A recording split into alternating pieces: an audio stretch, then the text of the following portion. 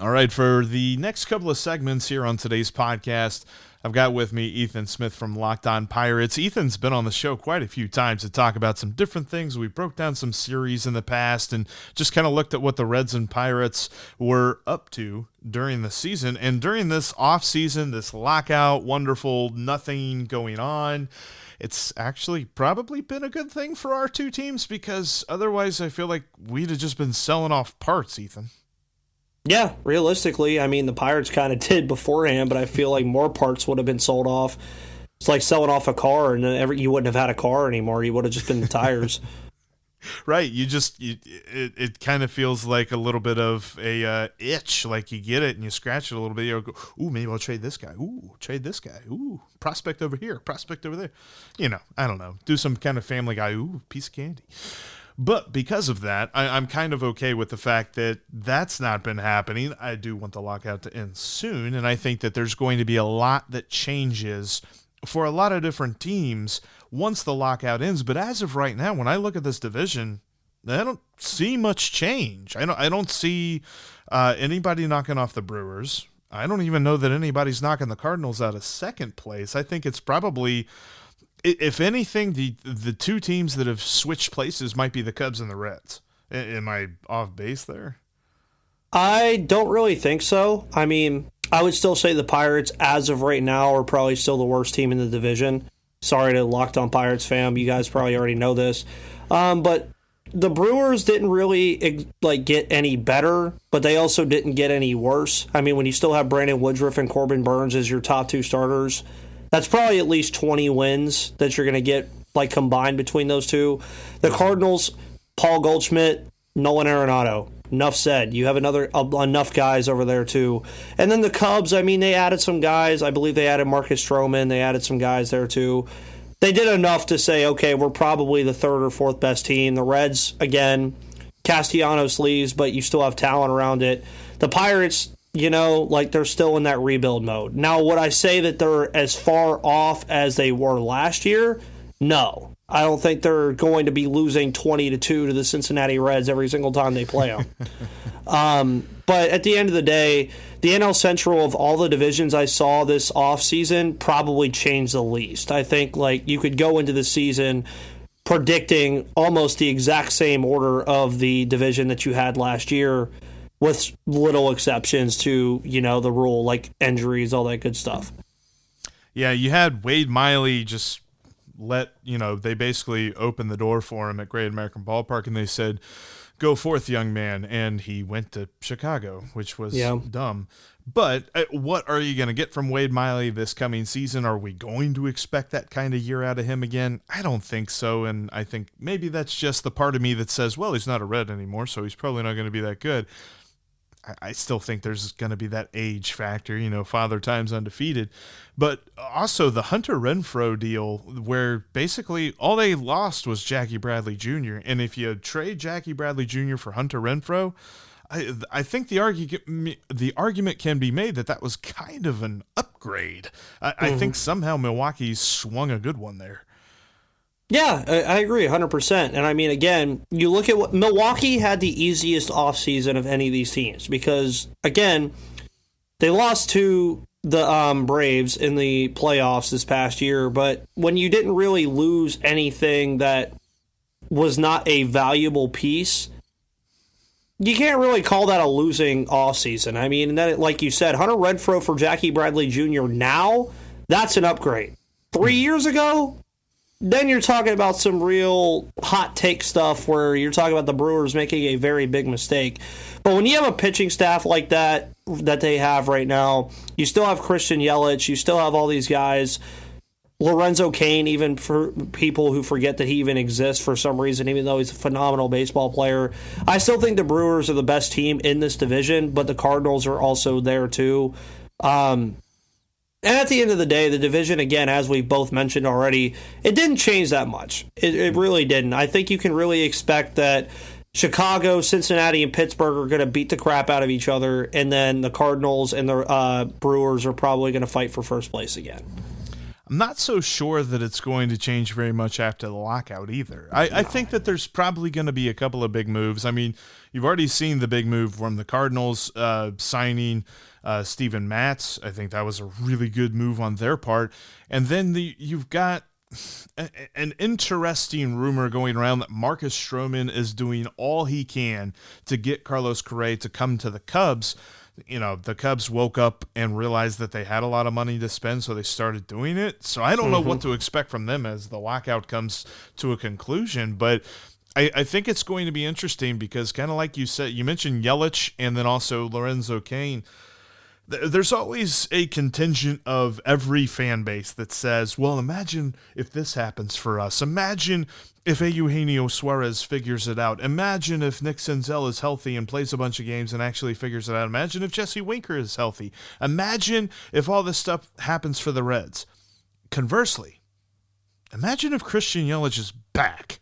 And imagine if Lorenzo Cain is healthy. Then I don't even know that they have to make a move, which is scary in and of itself. Maybe bullpen depth because they did lose Brad Boxberger, but that is the smallest amount of things. I'd say, so let me ask you this, because I think I know what you're going to say. I don't think I know what I would say to this question, but do you think that there is a big move coming that we're going to be like, oh, that's the move? From our teams, no. No, not from our teams, but from like one of the other three, probably. Chicago, I think, would have the most opportunity to do so because they have the most money. I still don't think so. In terms of Carlos Correa, who you already mentioned, I still think he's destined to be a Detroit Tiger at this point, with a lot of ties to Hinch or AJ Hinch and all of that stuff going on over there, and they're an ascending team right now. So I would say no. And it really talks into a lot of things with how does this division look in the next couple years with a lot of the better players in this division already being older players. And that plays a big role into what the Pirates are going to do right now over the next couple years, which is build prospect talent, build all this talent. The Cardinals, again, they have a lot of good young players. Tommy Edman. I mean, you have those guys like down there in St. Louis that are doing very good right now. But Nolan Arenado and Paul Goldschmidt are not going to be there forever. Christian Yelich and Lorenzo Cain are not going to be there forever. And as Brandon Woodruff and Corbin Burns, it's going to be very hard as a small market team with the current economic structure to keep both of those guys in Milwaukee. It's going to be very hard. So you can really nitpick at all five of these teams and say, this guy's probably not going to be here in about 1 or 2 years. It gets interesting. So as far as a big move, I think the Cubs have the most opportunity to do it, but I don't think they'll do it. I definitely think that Carlos Correa is an interesting case. And to me, when you say the Tigers, that just makes a ton of sense because the Tigers might even be closer than the Cubs, if you can imagine that, for as far away as the Tigers have been in recent years. But with all of their young talent finally coming to the majors, and you got Casey Mize, and you've got all of those different young guys that are just phenomenal, that are here and ready to go. I mean, the Reds saw it later on, it was kind of late last season whenever the Tigers came to Great American.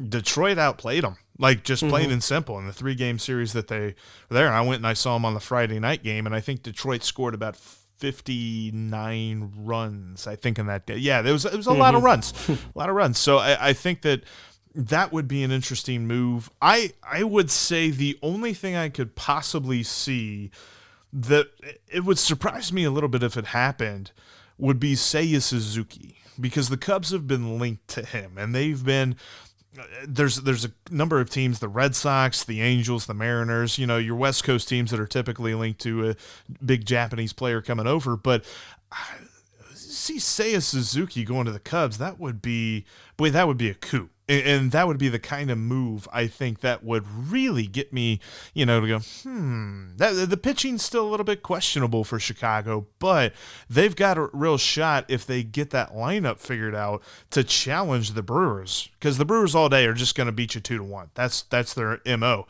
If you can bring a team that can score 3 runs to Milwaukee, you got a real good shot there. Yeah, of course. And I mean, Suzuki, again, another interesting case like Correa. I mean, even the Pirates were linked to Suzuki at one point too. And I mean, I will be the first person to tell you here, Locked On Pirates Nation, that's not happening. If it did happen, Brian Reynolds and Seiya Suzuki in the same outfield would be absolutely nuts.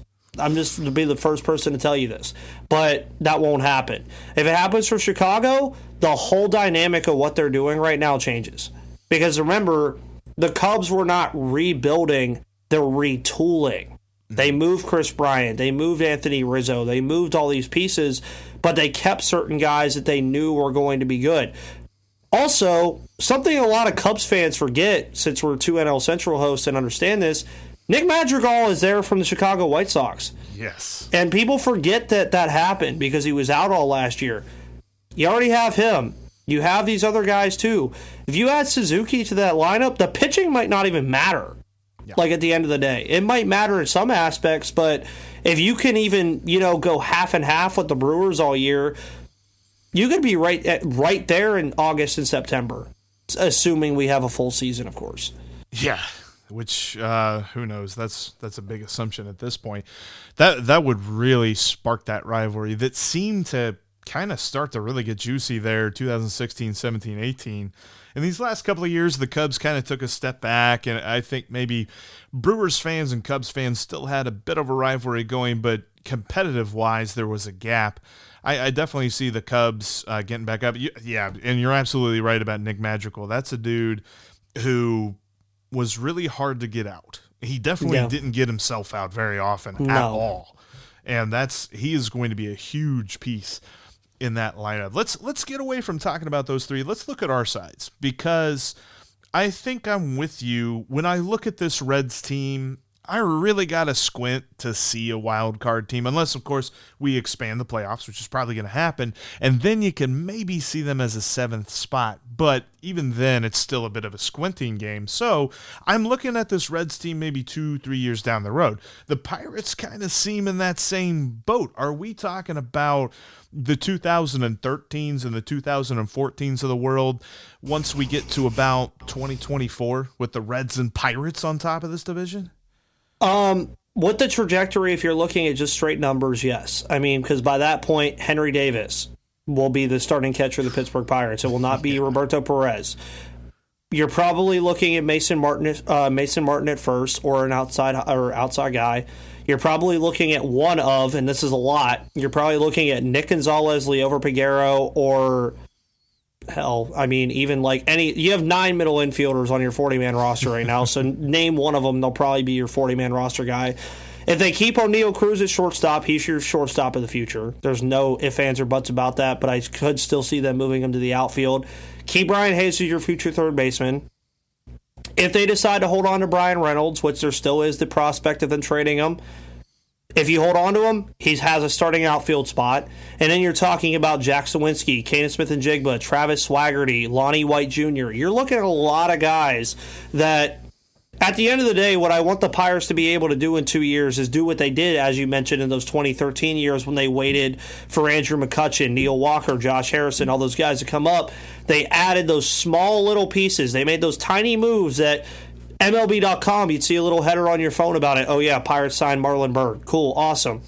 At the end of the day, that's what pushed them to the playoffs all that time. That's what moved them forward. And that's what I want to see them do, is create competition. And I think the Reds are going to be in this spot too. This upcoming year, as I've talked about on my podcast with a lot of guests all the time, is there's questions right now that we do not have answered. By the end of 2022, when the Pirates do not make the playoffs, because they're not going to unless they shock the world, by the end of this year, there should be answers at multiple positions. Who is your outfield? Like, what are your outfield prospects doing? Who cemented themselves out of the pack of that big middle infield gap that you have right now with all those prospects? Is Henry Davis the guy? Who are you going to have pitching-wise? But the thing that I like about this rebuild versus the other ones that I've seen, the plethora of options that the Pirates have at their disposal right now is a lot. There's a lot of guys. And when you have more darts to throw at the dartboard, chances are you're going to hit the bullseye at least on one or two of them. And that's where you want to be, especially as a small market team, as I mentioned before, in this current economic system. that's where we as Reds fans kind of have a hard time evaluating the 2022 Reds, because as currently constructed, Dan Szymborski has done his ZiPS projection for the roster. As currently constructed, they're like an 80-win team. And 80 wins is nice. It's not going to get you to the playoffs, and it's not above 500 and all this other great stuff. And the fact that last year they missed the playoffs, however, they were above 500 and they had their 5th best record since the turn of the century. So that's something. So what are you really going to get out of that? And who currently on the roster is going to be here for this next kind of pennant race run? Like, is Sonny Gray? There's legitimate questions about Sonny Gray's health right now, and I think that he is a guy that if you can get some decent value in return, like there's some rumors about different guys from the Mariners and things like that who could come back in a trade, I think you really got to explore that. And then you also really have to ask yourself some tough questions. I love Jesse Winker. I got a signed autographed ball from him right here on my desk. Like, I love Jesse Winker, but can we be real? The guy's never played more than 113 games. Yeah. He's got to do it. He's got to do it. And that's kind of what I hated for Key Brian Hayes this past year.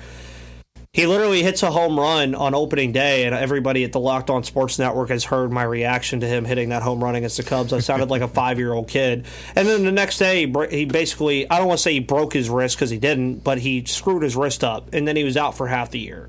And the thing that I hope that doesn't happen to him is I hope he's not doomed from whenever those first 20 games he had in the shortened 2020 where he hit like 387. I hope people just don't expect him to do that all the time. He's not going to. If you hit 387 across 10 years in your MLB career, guess what, bud? You're going to be a Hall of Famer after year 2. You get the front of the Hall of Fame. Yeah, they're going to rename the Cooperstown Hall of Fame the Key Brian Hayes Hall of Fame if you hit 387 across your entire career. But at the end of the day, I mean, with the Reds and the Pirates, it's always tough again because you saw these teams not even less than a decade ago now. It'll be a decade in 2023. These two teams were going head-to-head in a wild card game. Yeah. Since then, it's been kind of interesting. I mean, the Pirates made the playoffs the following 2 years, and then they met Jake Arrieta and Madison Bumgarner, and the rest is history. The Reds, I believe, as you've mentioned, outside of the expanded playoff year, have not made the playoffs since then. So, much like your Cincinnati Bengals over there, when does the time come for the Reds is really the question that I think you guys have to answer. Same thing for the Pirates. I mean, when is it when do you finally answer the question of when do we get back to that 2013, 1991, 1979 magic that they had where you have a bunch of guys who are not making a lot of money, but they're really good players, and you make a real run at it? That's really the question that both of these teams have to answer right now. And I think for our part, and I think you've said it, and I think I've said it in so many words, I don't think either the Reds or the Pirates are going to have that answer this year. I think it's at least a year, probably 2 away for both these teams. And both front office have to be realistic. I think the Pirates front office is being realistic about it. I don't necessarily know. I know that we're hearing all the words of realigning payroll to resources and blah, blah, blah from the Reds front office, and everybody's just going crazy with that. They're talking about, hey, the Bearcats made the college football playoff, the Bengals made the Super Bowl, and the Reds are realigning payroll to resources. Everything's great here in Cincinnati.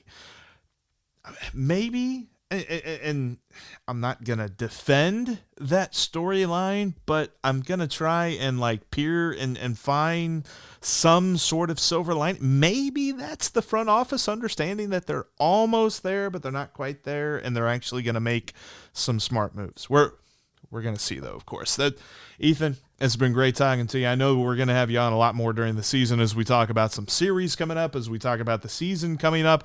But you see the Twitter – I'm pointing that the wrong direction. You see the Twitter handle right below his screen. Where else can people find Locked On Pirates and Ethan Smith? Well, of course, you can find Locked On Pirates anywhere you find Locked On Reds. It'll be on YouTube, Odyssey, Stitcher. Anywhere, Megaphone, Apple Podcasts, Google Play, pretty much anywhere where you find your podcast. YouTube's always fun. You get to see me and Jeff's face every single time you look into it. You could also follow Locked On Pirates at Locked On Pirates. Of course, right now the Twitter handle is still Locked Out Pirates until further notice. At the end of the day, also, shouts out to MLB Paint You know, if you guys follow Twitter that much, they're a very fun account, NBA Paint being the biggest one. They've interacted with our channel a little bit already. I think they're making a Key Brian Hayes drawing at some point. I'm nagging them about it forever. I'm waiting for them to make the Nicholas Castellanos one. We'll see. But that's one question I wanted to ask you before we leave as well. Where do you think Castellanos is going when all this stuff ends? I've seen just about every team around. I think he ends up in San Francisco, because San Francisco is not. I don't know that they're necessarily going to bring back Chris Bryant, and I think in order to fill that hole in their lineup, not necessarily on their team, because Nick Castellanos doesn't have the positional flexibility, but the hole in the lineup, I think they'll bring in Castellanos. Although, I mean, I heard our friend Paul over at Locked On Rockies say the other day that he thinks he's going to be a Red, and my Lord, the excitement that would come from this apartment if that were to happen. Nick, make it happen, man. Make it happen. But yeah, at the end of the day, you're a professional baseball player. You're there to make some money, and the Reds ain't going to pay him a whole lot to stay. Nope. It's a shame. It's a shame, man. It's a shame. And maybe if they had an economic system like the NFL does, they could be like Cincinnati and get to the Super Bowl. I tell you what, a lot of great things has happened for the Bengals to get there, and I think the Reds have some really talented dudes at their core. Do they have a Joe Burrow? Maybe, maybe not. Joe Burrow's a special guy. But, yeah, that's going to be interesting to see. And for all the Pirates fans out there, you can follow me. You see my Twitter handle just down there. You can also follow at Locked On Reds and check us out on YouTube and all the great places there. But as for Ethan Smith, I'm Jeff Carr. We'll be talking to you guys soon.